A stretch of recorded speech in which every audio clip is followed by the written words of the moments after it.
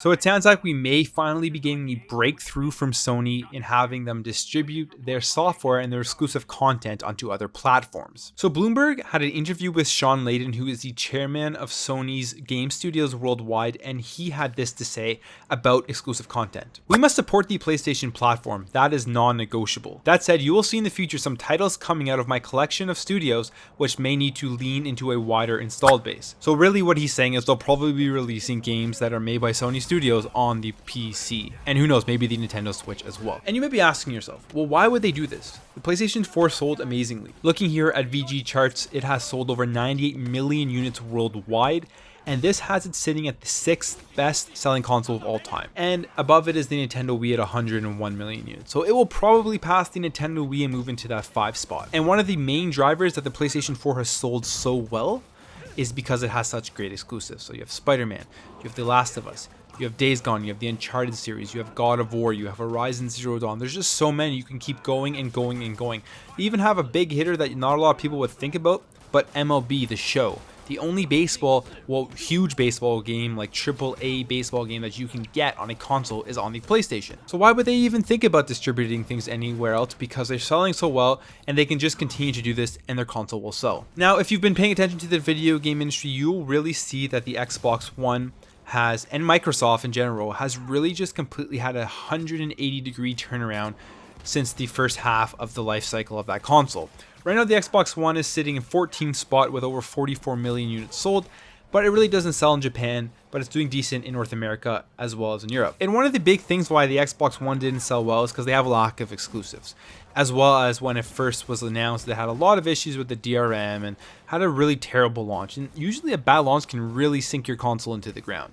But they've managed to turn around. They're respectable at 14th. It's nothing to really laugh at. It's not great, but they're going to continue to sell more.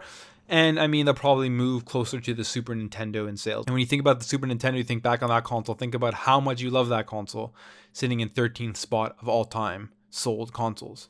But what Microsoft is doing that is really pushing it ahead is that they are buying up a lot of studios. So recently they've bought things like Undead Labs, The Initiative, Obsidian Entertainment, Playground Games, Ninja Theory, these studios that have made great games, and they're going to utilize these studios to make more great games under the Microsoft license. But they're not going to take these games and make them exclusives on an Xbox console.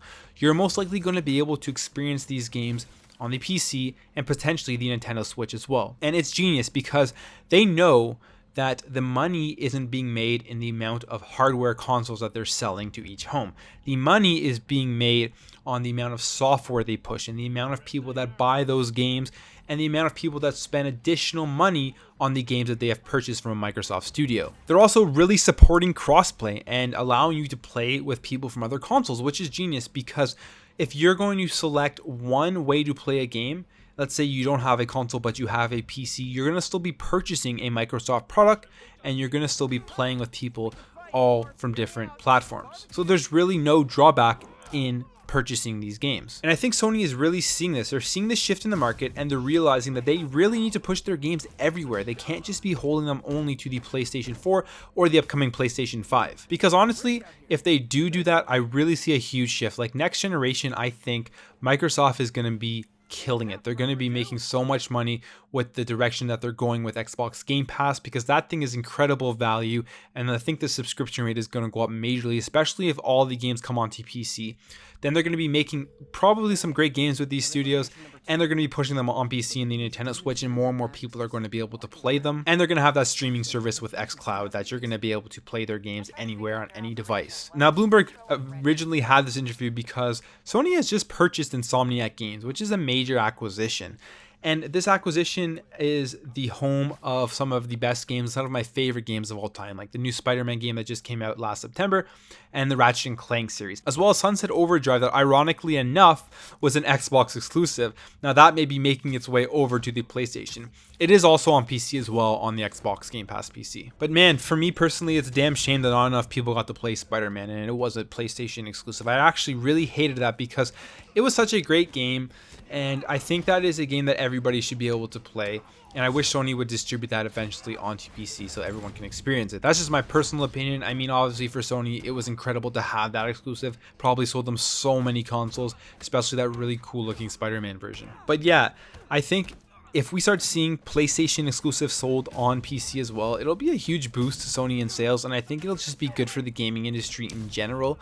And it's something that I would love to see. You can definitely tell that Sony is kind of looking at what's going on and they're ready to sort of make that jump and make that change. But we know Sony's always stuck in their ways, and they really takes a long time for them to make changes, even when you just look at the crossplay thing. But yeah, that's just what I think. Let me know what you guys think in the comments below. Let me know if you would love to see these Sony exclusives on the PC or on another console, and if you think Sony is going to do this in the next generation, or if they're going to take longer to do this. Let me know in the comments below. I'd love to hear what you think. If you enjoyed this video, make sure to hit that thumbs up button, subscribe if you're new to this channel, and I'll catch you in the next video.